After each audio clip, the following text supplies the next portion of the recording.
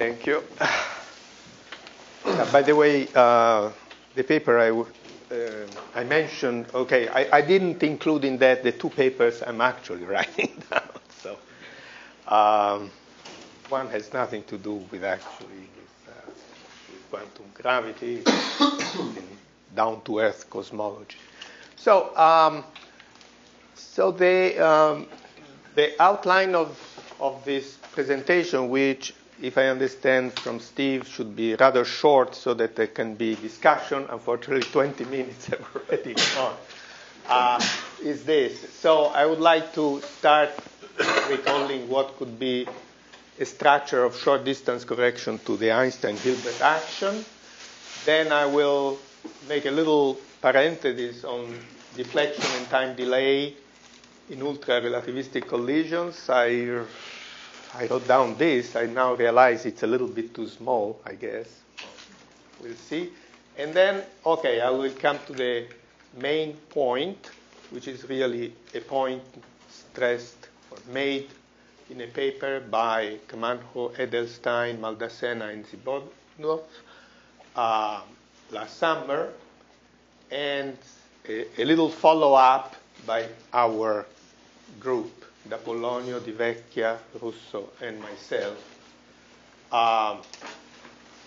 Okay, the last point will be related basically to the second paper, and it's to emphasize how string theory solves the problem in a fragile way. By this, I don't mean that string theory can fail to answer the problem, but that if you try to modify slightly string theory, the solution may go away. And so this is also one of the points made in this paper, arguing that a structure more or less like the one of string theory may be necessary in order to make these short-distance corrections consistent with causality. Okay, so let's start with the first point. If you regard general relativity as an effective theory at low energy or large distances, we may regard the Einstein-Hilbert action as the first term modulo a cosmological constant term, which I will ignore, of the first term in a derivative expansion. So a typical action in Planck units will be 1/16 pi L Planck. And, okay, for most of the time will be in a generic number of space-time dimensions, capital D. So you have dx equals minus g, and then you have the Einstein-Hilbert term. And the corrections will involve scales like a length L2, which multiplies what I will indicate by R squared, quote unquote, plus L4 to the fourth R cubed terms, plus dots. And we'll see that the dots will not be very relevant. Here, R squared and R cubed represent 4 and 6 derivative terms, respectively, possibly subject to some consistency conditions, which I will not go into. But mainly, okay, these length scales, L2 and L4, represent some new physics scales, okay, so a scale of new physics, which is taken to occur much before you reach the Planck scale. By the way, we heard last week from John Donahue about loop corrections. Typically, quantum loop corrections involve scales which are of the order of L Planck. So here we are not talking about those. Okay? We are talking about some new scale physics which intervenes much before the Planck length. Now, a prototype example is, of course, string theory, where L2 and L4 are both given by the string length, which is related to the slope parameter by this relation, which is much bigger than L Planck. if you are in weakly coupled string theory. So is your analysis not supposed to be pertinent if L2 and L4 are border L-plane? Yeah. It's only, okay. Yeah. I don't think there's any claim if those scales are L-Planck, because then you get into some non-perturbative regime and you don't know really how to make the argument. So now, as we shall see, string theory passes all these tests with full marks. And the claim, as I said, by CEMZ is that a generic theory that passes the test of causality must share with string theory some important properties. Okay? There is not yet a claim that the solution forces you into string theory, but into something like string theory. So now you could have an immediate worry that, we will explore length scales which are in between these two. So L-Planck, much smaller than some scale that we'll explore. Let me call it B, because essentially it will be the impact parameter of the collision, much smaller than L2, 4. So since you need to sit in between these scales, that's why you need that inequality. Now, you could worry that if we go to scales which are much smaller than L2 and L4, to stop this series at these first two terms would be very dangerous, because in general, a whole series of terms with higher and higher derivatives may enter.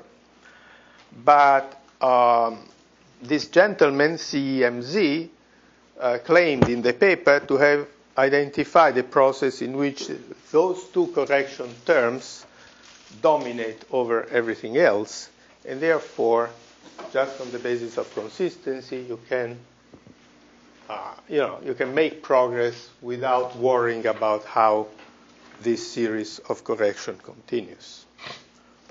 Okay, so to introduce the subject, one has to, the process that the Gedanken experiment, the thought experiment that one considers, is essentially the one I will be illustrating here in a moment, although CEMZ take a slightly more, a more complicated process to discuss the question. I believe that this is not necessary. Perhaps is in order to be perhaps very, very vigorous.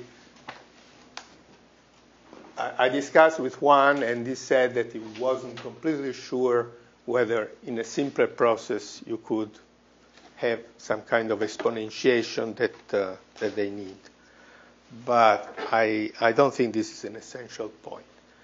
And certainly in the paper that we wrote, we don't seem to need this more complicated setup.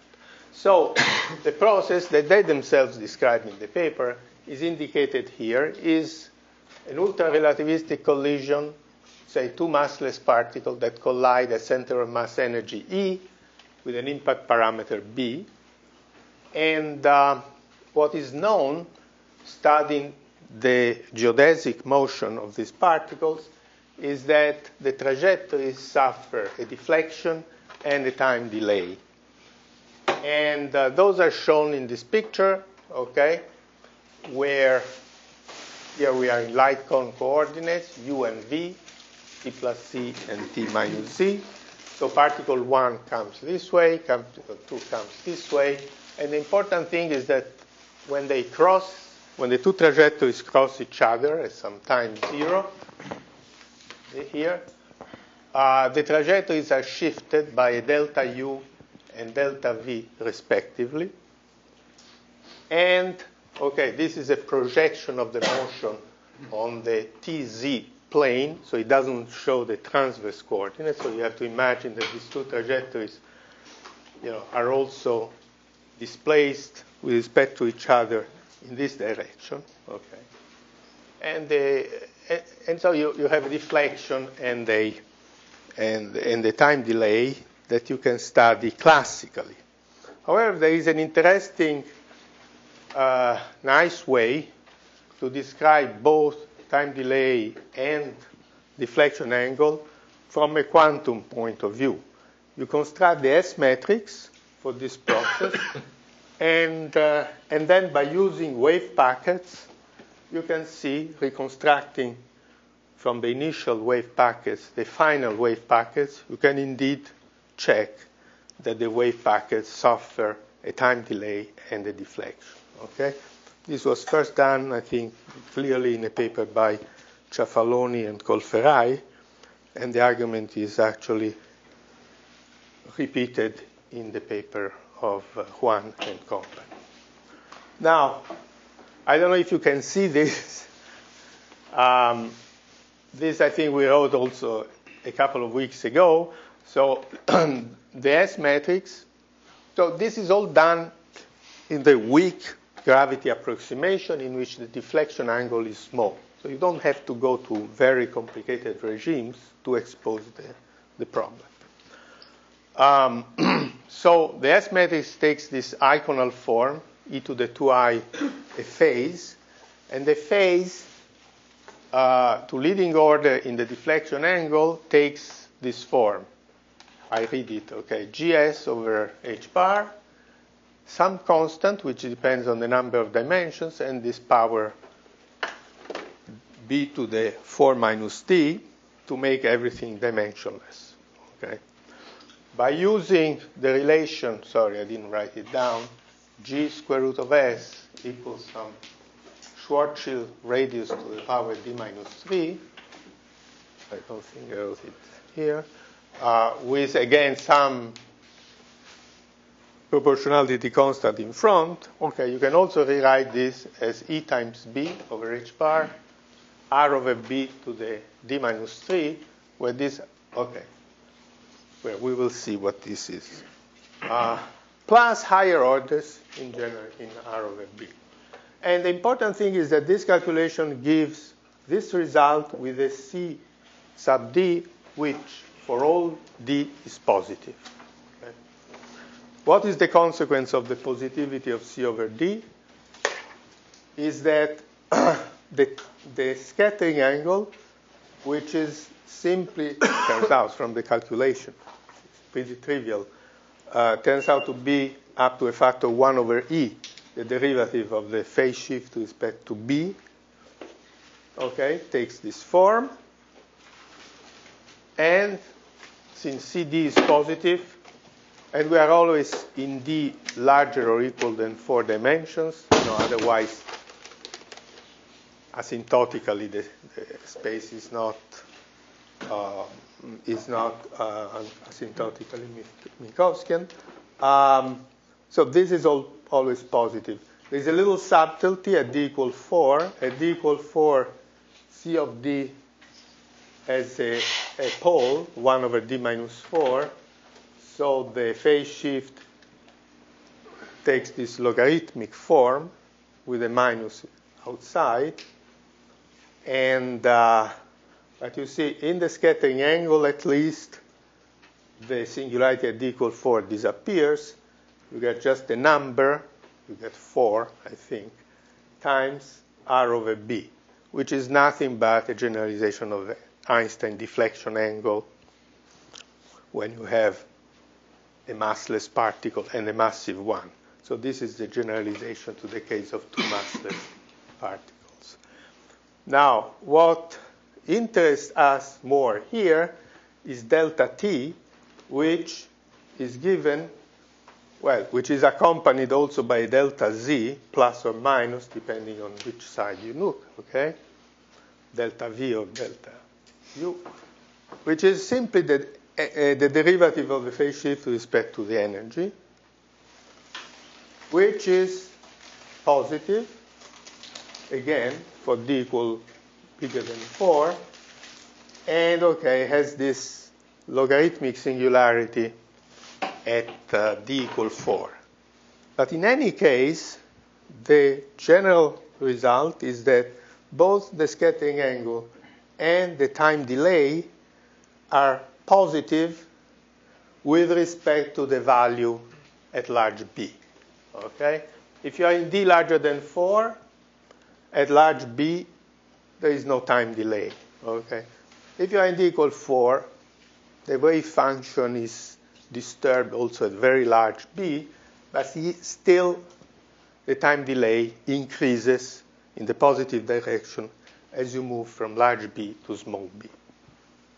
Like here, minus log B squared, obviously, is an increasing function as you go to smaller and smaller b.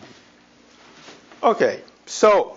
So does that blow up at t equals 4? Excuse me? Does that blow up at t equals 4? You have this. Yes. Strictly speaking, you see, you have to put an infrared cutoff somewhere. Oh. So at d equals 4, no, it always blows up at b equals 0. That's a physical blowing up. The problem in d equals 4 is that there is a b independent infinity. Okay? Indeed, in this paper, the case d equals 4 is always treated separately, but one arrives at the same conclusions even at d equals 4, they claim. Now,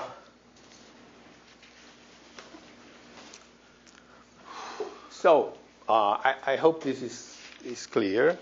Now, the point is that, okay, what happens to this problem? So this was in Einstein gravity, okay? So what happens if these corrections are taken into account? So the important point, very crucial point made in this paper, is that if you consider this high energy collision, then what matters is only the free graviton coupling on shell. Sorry, rather, is the on-shell coupling of the graviton to the external particles. Since eventually they specialize to the case of graviton-graviton scattering, it will be the free graviton coupling, which is affected by these terms, but is not affected, say, by r to the 4, because you need at least 4 gravitons. And also terms, for instance, in which there are extra derivatives, say r squared, but with an extra couple of derivatives acting on r, on r mu nu, or whatever, they will introduce, they will vanish on shell, basically. In fact, the short way to prove that, as explained in their paper, is to look at what is the general structure of the free graviton vertex on shell. And one finds that there are only 3 possible consistent structure with, they have to be consistent with transversality and on-shellness and so on. So let me write down the 3 structures, which are in one-to-one correspondence to this, this, and this. Okay? And then it will be clear how the additional terms modify this calculation. And we will see that they modify this calculation in a very dangerous way. So let me write, let's see, I think I had a page. Are there questions so far? Because I think that should be kind of easy. Okay, here is a page where I have the... So the claim is, when you do, just to repeat, when you do graviton scattering, we can ignore all of those other terms. That's right. This is the claim. This is their claim. Exactly. In general, I think they will have to argue that you can neglect. So this argument of theirs is a priori not only a constraint on 3 graviton coupling, but also many other couplings. okay, in your theory. In principle, they will constrain now. In fact, in our example, discussed in our paper, we also have external dilatons, Calvert-Ramond forms, and so on, and they are all nicely constrained. This is with the assumption that you're at high energy and large impact parameters? Yes. That's part of it. Yeah. It's in that Large regime. impact parameter Yeah. makes it important for this guy to be on shell. The other are just on shell. Yeah. So something that I don't completely understand about this argument is it looks like there are terms in the Lagrangian where you have higher covariant derivatives, but Okay. not like that, with the covariant derivatives on different R's. Yeah. Okay. No. Right. I meant to include those here. Yeah, but in those, what you really, it seems to me, you really find is those are equivalent to these for this process, Yes. but they're not equivalent to these in general on shell. That's true, but And so do I say I'm really constraining these terms in the effective action, or am I constraining the cumulative effect of all the terms that give rise to the same? yeah, I think the short answer to your question is that you, as you will see in a moment, you limit certain terms in the three on-shell vertex. Right. Now, then, I think you're right. Suppose I add a term which doesn't contribute, which gives a subleading contribution. That will not be constrained.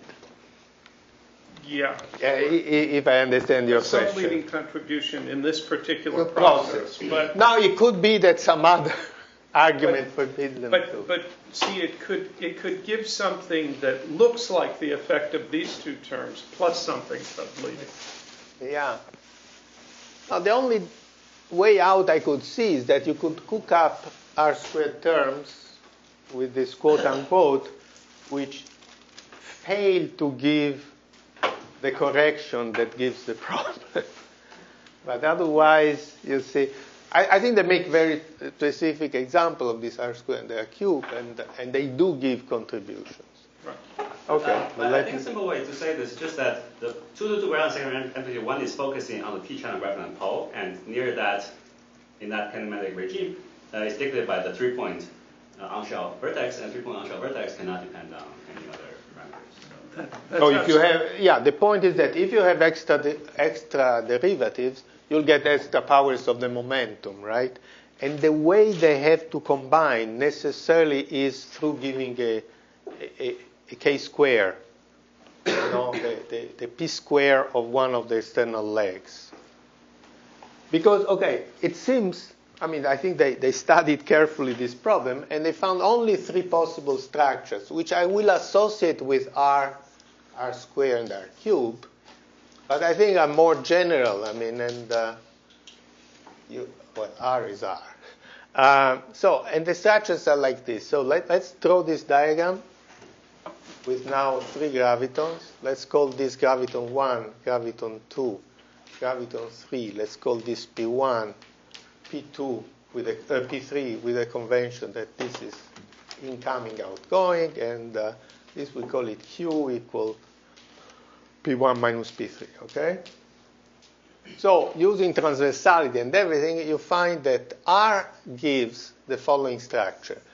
If I denote the polarization vectors, epsilon 1, epsilon 2, epsilon 3, it will be something like this. Epsilon 1 dotted into epsilon 3, which means the 2 indices are dotted into the other 2 indices. And then epsilon 2 will multiply, say, P1 plus P3 twice with indices contracted. And of course, by Bose symmetry plus permutations, okay? And this structure will repeat itself, this structure. But what changes here is this structure. So it's epsilon 1 Q, epsilon 3 Q. I hope we understand that means one index of epsilon is contracted with Q, one index of this epsilon is contracted with Q, and then one index of this is contracted with one index of that. times again the same structure, plus permutations. And finally, you have something like epsilon 1 QQ, epsilon 3 QQ, times the same structure. And plus permutations of plus the outside the parentheses. yes, you're right. Absolutely. I don't want to be fitting. I just want to make sure I understand. Absolutely. Of course. Otherwise, it will not be symmetric. Yeah, and that's important. So what happens? Why didn't I consider the permutations? Because in this particular process, in which this is the guy that you exchange, okay, and this say are particle 4 and 5. Okay, then you have to pick up the maximum number of energy factors, and this is the permutation that gives the maximum number. You can see it very easily because when you stick in the propagator of particle 2, that connects the indices up here to the Lorentz indices down here. So you get factors P1 plus P3 times P4 plus P5, which gives a leading contribution in energy, whereas if you have other combinations, you lose factors of energy. So this is the structure. And now, if you use this and go on to compute what is now the phase shift with respect to this one, not surprisingly, since okay, this structure is always the same, gives energy factors, it's fine. So you have to concentrate on this structure. And this Q, really, since to go to impact parameter, you have taken the amplitude and Fourier transformed, a Q is like derivative with respect to B. Okay? So what you get is simply something like this, epsilon 1, epsilon 3, plus, I need my glasses, plus L2 square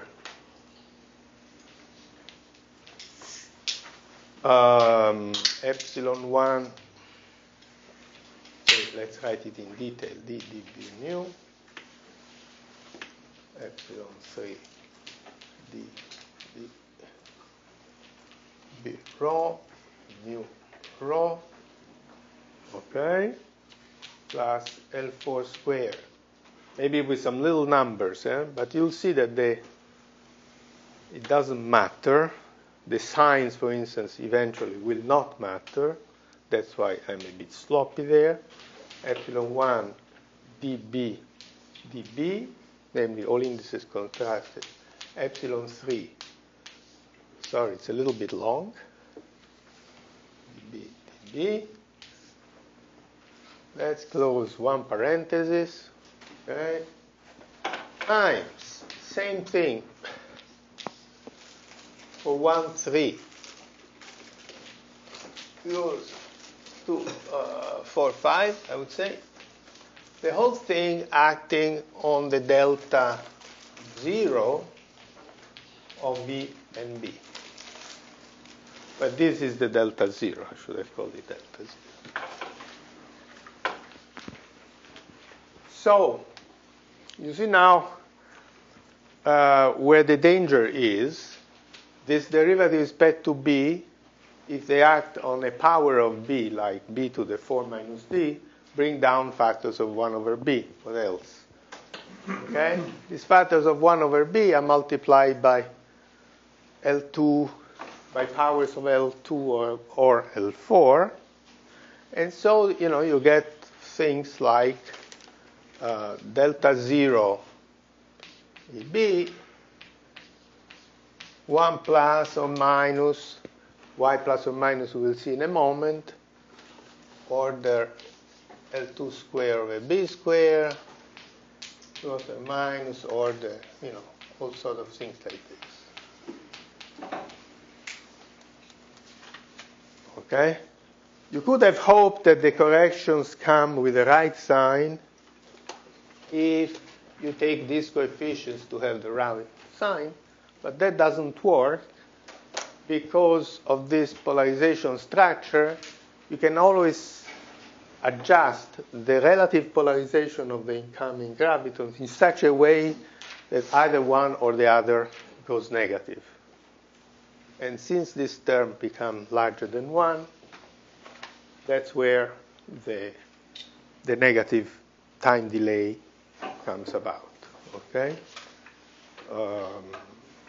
Okay, because at the end you only have to take the derivative of this with respect to the energy, and that's the time delay. You can also ask, what is wrong with the negative time delay? Well, they have a whole appendix explaining how you can construct time machines if you have this negative time delay. I was just reading it this morning, and more or less I think I see the argument, but I haven't studied in detail. But apparently it's a rather standard reasoning. Okay, so I don't know if there are no questions on this. I see that time is running. I will. But these are large. These are large corrections. These are large corrections in the region. Right. So this is why, as I answered Steve, you need this hierarchy because you have to go into this region. Now, at the same time, you have to be sure that these corrections don't intervene, because we work to leading order in this correction. This is why you have to take, some particular regime. You cannot go, for instance, to really infinitely high energy where R becomes very large so that it exceeds B. Okay, you have a whole series of inequalities to satisfy. For instance, R, I think R has to be inside here. Be much larger than R. So, no, R will be here. Okay? The gravitational radius has to be still bigger than Planck, but... So one is just in essentially the iconal regime. Yes, That's what you need. this is what leading iconal. Yes, that's right. So the contradiction comes already in the iconal regime. Now, since time is running short, let me give you the essence of how string theory solves this problem. Now most of their paper is about how to solve the problem.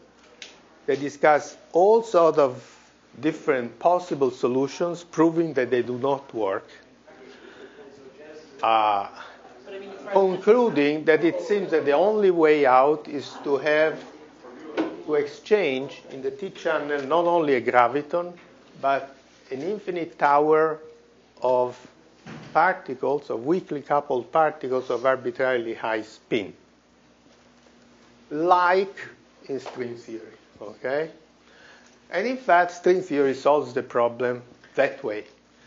And apparently this is, basically the only way, at least the only way they could think about. Sorry, could you say, so since here you're not making B arbitrarily large, don't you need some assumption on stability in the R2/4 coefficients? Excuse me? Say again? Coefficients. R to the 4. Cannot be arbitrarily large, presumably. That would prevent you're not taking infinity limits. I'm not taking B to infinity limit, so this R to the 4th, R to the 4th will contribute with diagrams like this, right, where you exchange two gravitons in a coupled in a single. I guess you are in a sense right that neglecting these terms is only valid if you say that the same length scales will appear in front of those corrections. I'm not sure. I don't know if I understood your question. You are worried still about the R to the 4th. Yeah, because I'm not. I guess the key thing I'm missing is exactly how you restrict to the graviton pole, since you're not actually taking B to arbitrarily large.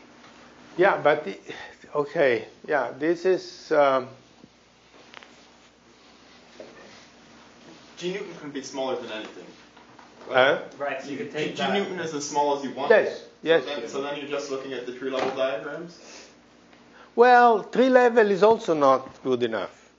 Well, Because you have to exponentiate. I mean, to recover the classical result, you have to exponentiate. So actually, it's all a very delicate limit.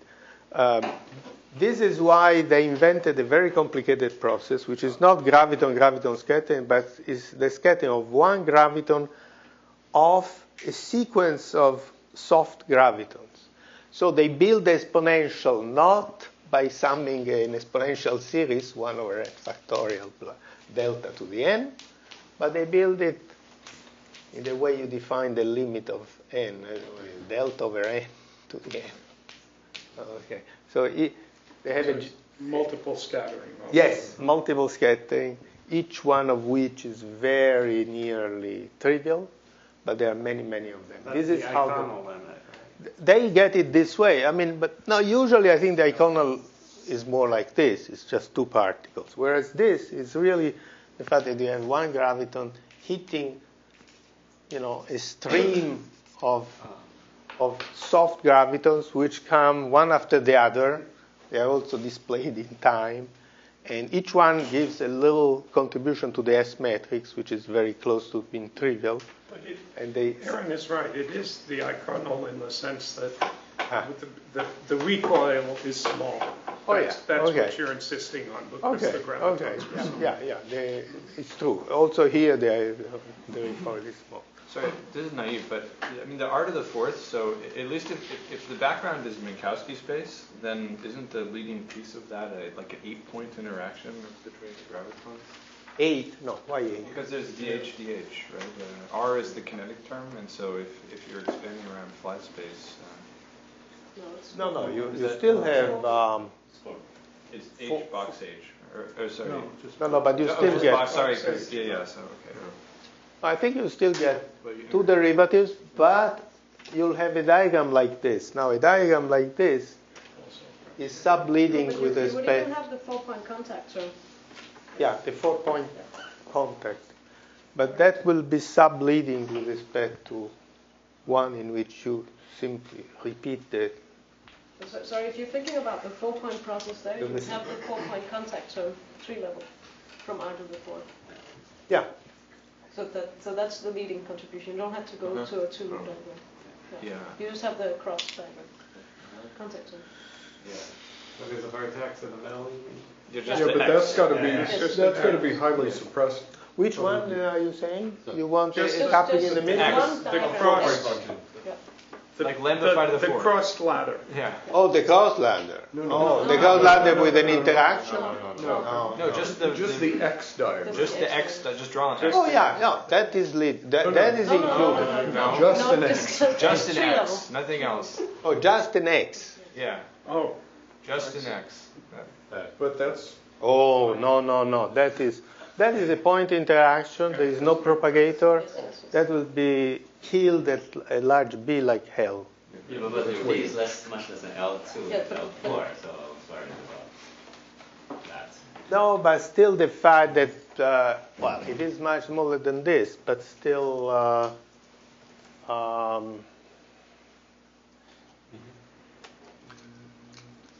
let's see,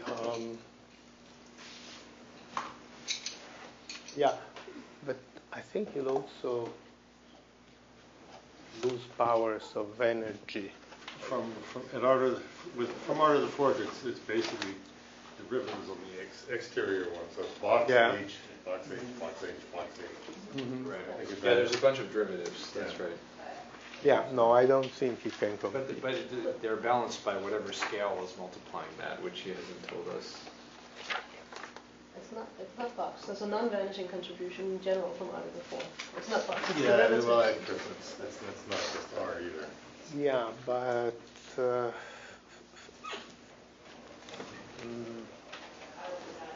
Won't that diagram be zero, non-zero B? yeah, I think no. I think it will give 0. So a non-zero B is a contact term, Right. a local term. You need something, yeah. So it's actually not just a large B. You're right. It's it's enough to go to below non-zero B. Yeah. Is there a strictly classical, it seems like there's a strictly classical version of this that you could discuss? I was thinking about that, and I don't know. Yeah, it looks to me that it should be possible. Gravitational waves, a certain wavelength, and when they interact, it's producing some curvature, and if the wavelength is short enough so that the curvature that's relevant is coming in these L2 and L4 terms, then basically the gravitons distort the metric, and they can open up the light cone so that then the scattering happens on this deformed light cone, and it comes out with some wrong delay and so on. I was thinking, that I had been thinking about that possibility. Now, I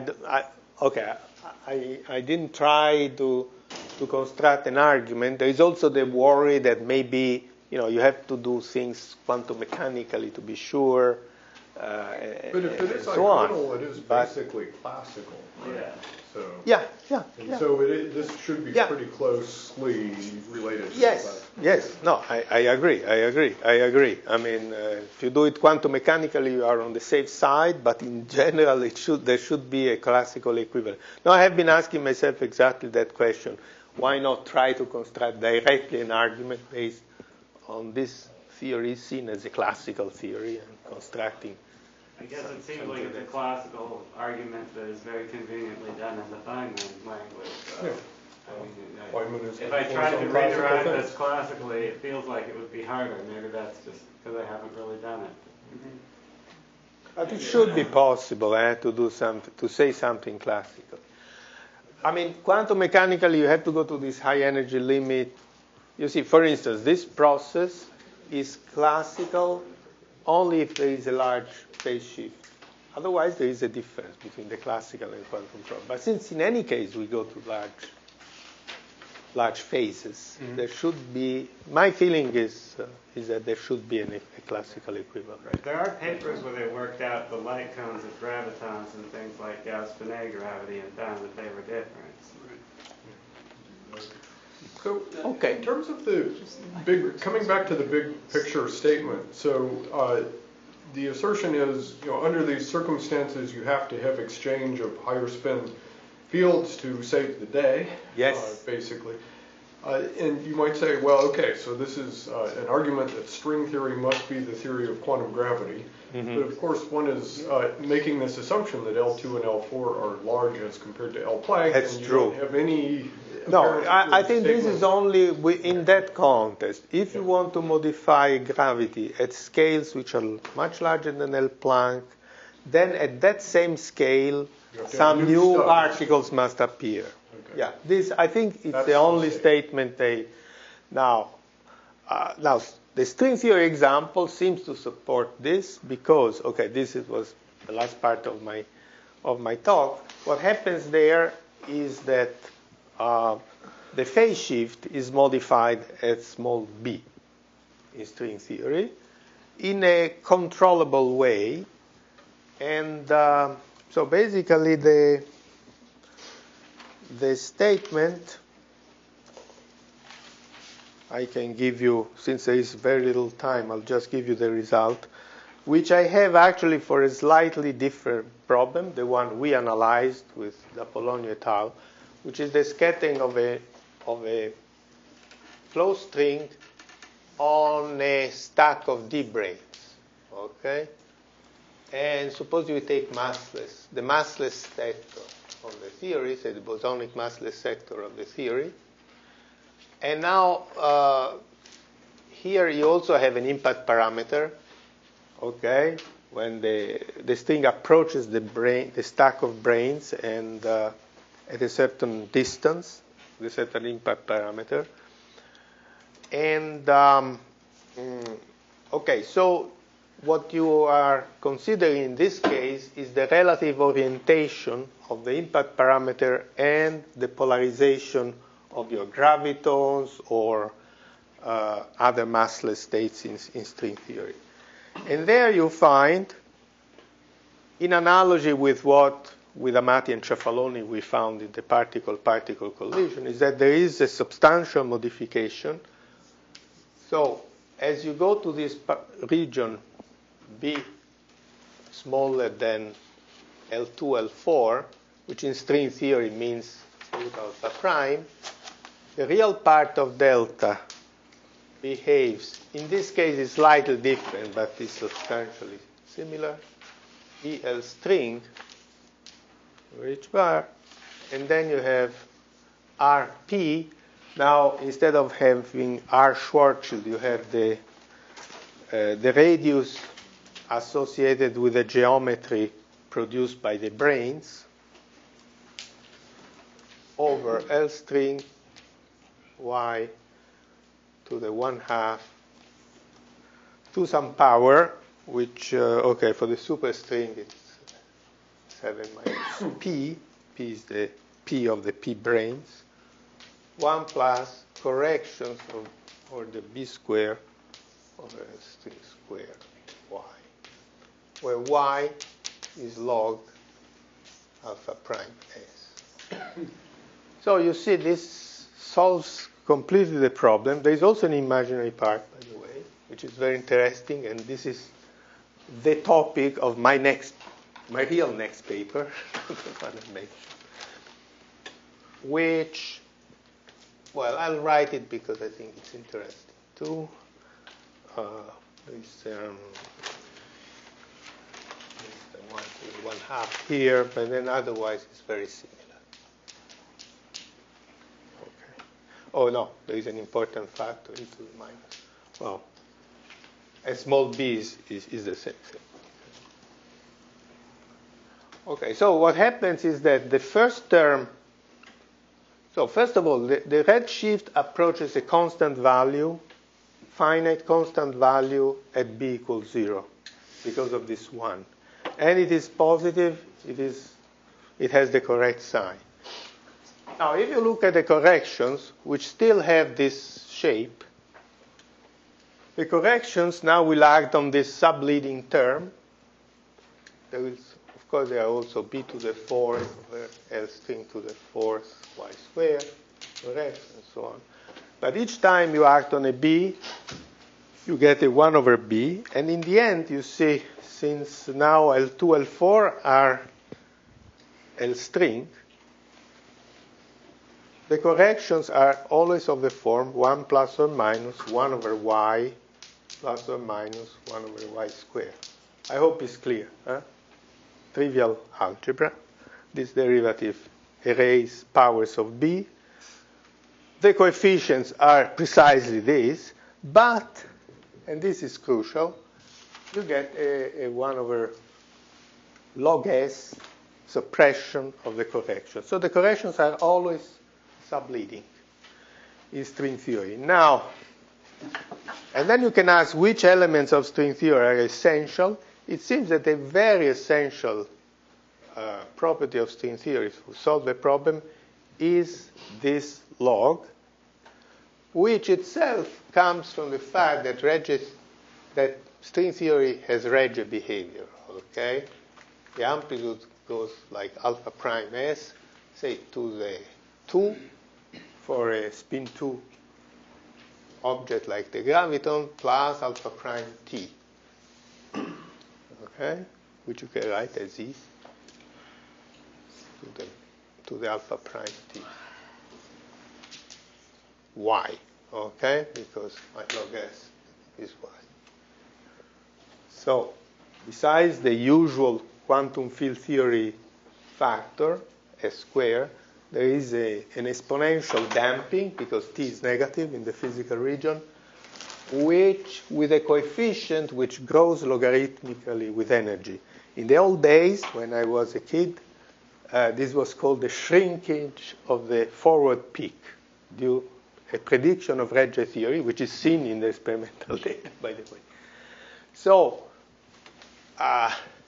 in string theory, this log of y is often attributed, Lenny has been saying this many times, to a transverse spread of the string of order log s. Okay?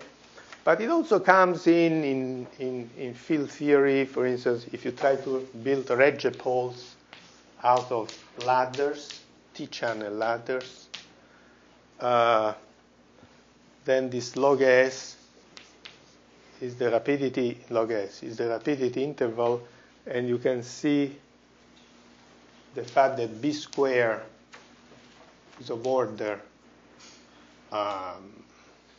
some scale times log S as a random walk in impact parameter space, which has a certain number of ranks, and then you have a random walk, and this B squared, which goes like log S, can be understood that way. But certainly in string theory, it comes from Regge behavior, and Regge behavior in turn comes from summing an infinite number of resonances in the T-channel. Each one gives a very bad behavior at high energy, but the sum is well behaved. Okay, I remind you, A of S and T, you can partial wave expand it, and it's A J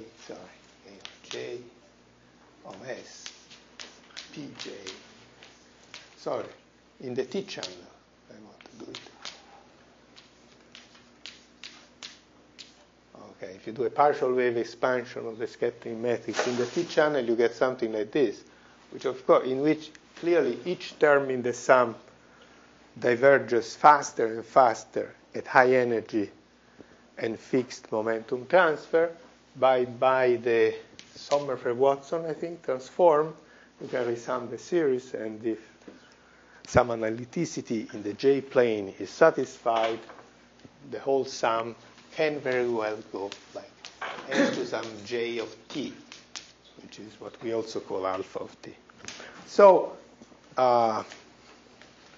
what we did in our paper was to butcher a little bit string theory in the sense of saying, well, let's keep certain pieces of the amplitude, but let's throw away this, or let's throw away something else, and then every time you do something, then the problem reappears. So you have to buy the whole of string theory, it seems, in order to solve the problem.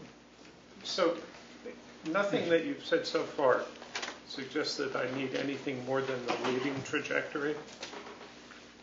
Do I need all the daughter trajectories in order to solve this problem? You're right. It seems to me you're right. Yes, I'm only using the leading trajectory.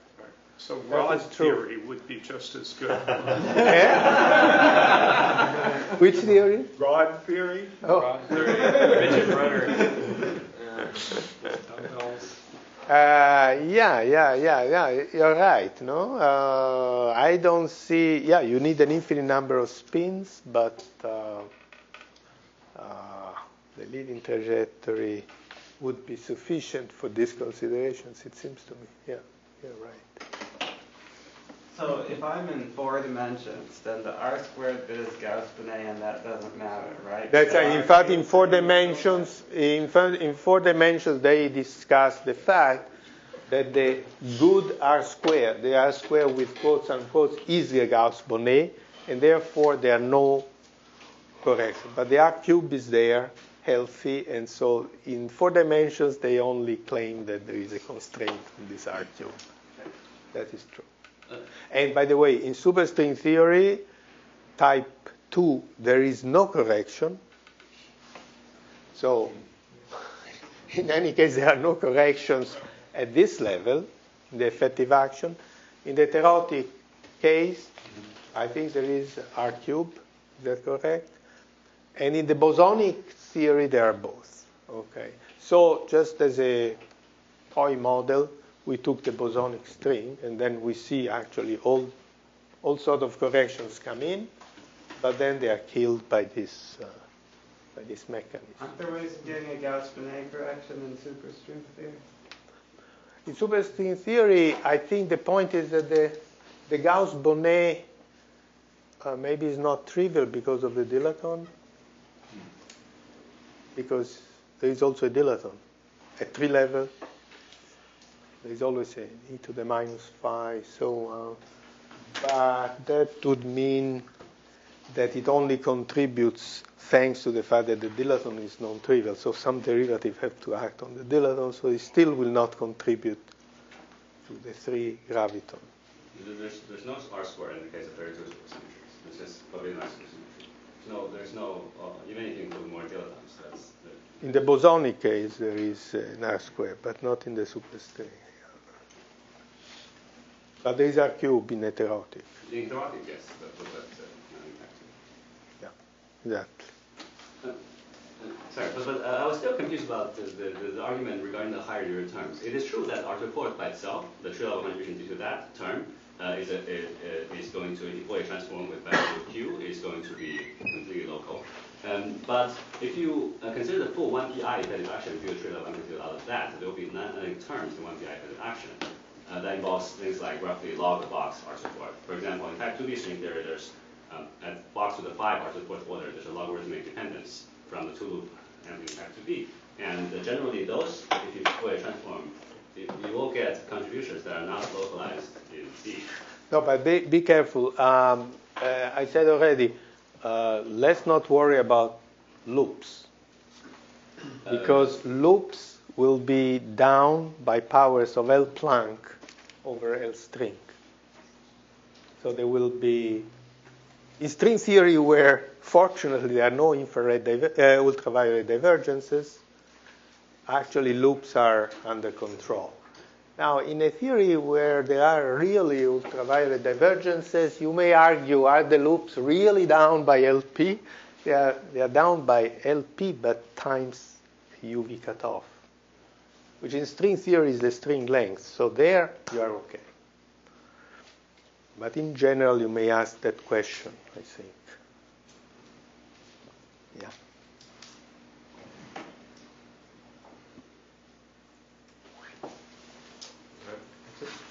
I don't know. No more questions? Another discussion or question? Could you say a little bit more about this argument that the wrong sign of time delay is really something that I should be terribly... I was myself curious about that. I remember when one gave a talk at CERN about this, I asked him exactly that question. He said, time machine. So I went to see, and they have an appendix. It's a long paper, and one of the appendices is about that question. And in fact, that is the picture. Let's see, how does it... Okay, so what they say is that if they have these two shock waves crossing each other, and they consider a test particle in this two shock wave metric, okay, you can ask me, I don't know, you don't know the metric all the way, right? You know it maybe approximately. Then they consider a third particle. So this is the ZT projection. Then they look at the transverse space projection. So imagine now the particles go into the black void, okay, so these are the two particles. Then they consider, which are put at a large distance relative to each other. Then they consider a test particle which goes, I think makes a loop like this,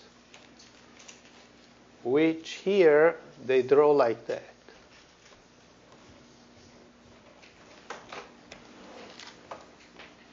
So I think that this is the motion. How they say it? Okay, you see, you are at fixed z, so you are on the plane, and this is just pure motion in time. Z is this. Right? This is this. And then they make this test particle approach one wave and the other wave very closely within what they call B. And this, I guess, gives them this shifts. So it goes, I see. Then it goes up again, then it gets another shift. And in this way, they say they close They have a closed timeline. So, it's a long appendix, very nicely written and so on, but I haven't studied very carefully. For instance, I don't know whether one has to trust that the metric remains approximately 2 Eichelberg-Sechsel waves up to here, up to the collision. It seems, I don't know. I think the justification for that is that they're working in a region where the impact parameter of the two shock waves is much larger than the Schwarzschild radius. That's right, but that's in fact, linear. yeah, that is in fact, I don't know, I erased it. This in fact is the setup in any case. But that's for the particle passing through the shock. So here they have also another parameter, which is the Schwarzschild radius of the two shocks and the impact parameter of those. That is large. That is, yeah, the impact parameter between the two shocks is not B, is some R, which they take to be much larger than. So the metric of the two shock waves should be perturbative. That is true. There is no collapse. We are far away from a situation of collapse. They say that. On the other hand, they send, okay. On the other hand, okay, as I was discussing last week or 2 weeks ago with this Bremsstrahlung calculation, by the way, the paper is out today. There is also a little Bremsstrahlung after the collision or during the collision. So I don't know. The metric is still not pure, Eichelberg-Sechsel after the collision. But probably this is a small effect, and they can show that it doesn't affect the calculation of the time. Hawking had this argument where he was trying to protect chronology by saying if you start with a time machine, and if you're ever about to create a time machine, then you'll have virtual particles, very high energy virtual particles going around the loop, which will create a singularity or something instead. Is this still? And the more recent trend is to show that our theories are actually good enough to avoid this, even if you have quantum effects. But is this argument still possibly the answer? I don't know the argument myself. Anybody? I mean, Hawking's argument is it still the answer? Well, if something, yeah. That I mean that instead of creating a closed time-like surface, something else. It's some Cauchy horizon, and maybe something quantum bad happens just before. That would be saying something else solves the problem. Here, well, there you're saying that quantum effects prevent you from getting into these circumstances. Yeah, the question is loop corrections. Yeah. Loop quantum. Yeah. Loop quantum gravity correction. But the point was that if when the two shocks are sort of far back in time, there's no closed time-like curve, then it appears only at finite separation. Yes. Is there perhaps a mechanism that would enhance loop effects when that Cauchy horizon forms? Do we know that it's consistent to disregard them throughout that evolution? Yeah, I don't know. That I haven't seen a discussion of this in the appendix. So they worry about several issues, but they seem to take for granted that this calculation of the classical calculation of the shifts is correct. Yeah. Of course, they have to be careful that here they go at small b. So even that calculation of that shift should be reliable. They have all sorts of inequalities, but they think they can satisfy all of them. Yeah, or said differently, if there's a closed time-like curve at this stage, is there still a closed null curve as well, or a closed null geodesic? There has to be. It has to be by continuity. If you produce a region of closed time-like curves, the boundary of that region should have that should be null. It has to have a Cauchy horizon. Right. So there should so even sort of at this time, there should still be a closed null geodesic in some sense. Yeah. Bounding region of closed. Yeah. And if there's a closed null geodesic, then is this perturbative analysis valid? Yeah. I don't know. Yeah, it might worry it, isn't it? That's a good question. But I mean, they somehow take it for synonymous to talk about causality violations and negative time delay, which at first shocked me. In fact, historically, we never cared about these time delays. I mean, we could have computed 25 years ago. Like this piece, which doesn't depend on B, since it doesn't contribute to the deflection, we computed it, but we ignored it completely. The sign of this doesn't affect analyticity properties in a way that, I mean, in the old days, you would have said that causality was encoded in the analyticity. In analyticity, yeah. And changing here I the haven't sign, seen any, whether... does it? I don't think. I don't know. It doesn't look like, because, well, that would be also a statement which depends on the, as if, for instance, you take one helicity configuration, it violates causality. You take another helicity configuration, it doesn't. So, I mean, does this reflect itself into some analytic structure for the bad ones? Well, so it might affect the high energy behavior, at large imaginary energy, or in the upper half plane affect the behavior of the polynomial boundedness. Could conceivably be affected. You are right. Yeah, if this coefficient, since this goes to the exponent, goes to the exponent, if it goes to the exponent with some negative, in the complex plane, you say, maybe leads to some blowing up. Or something. In a non-gravitational theory, if you get a time advance over flat space null propagation, isn't that manifestly a violation of microlocality? So it should be forbidden by some reasonable. Well, that's clearly true. The question is if you're just the kind of person who lives in momentum space and you like to think about poles. My point is, it must be visible in that language, as you can see by just thinking about what would happen in that. Yeah, well, and one of the things that a typical problem is violation of polynomial boundaries. Yeah, you're right. Yeah, that could change. Yeah. Right, but it's important to construct the actual closed time-like curve and not just have an advance, so you could just redefine what you mean by your light cone or something. And say it's just, you meant causality with respect to that light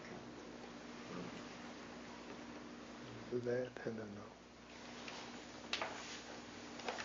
Other comments or questions? Okay, thanks again.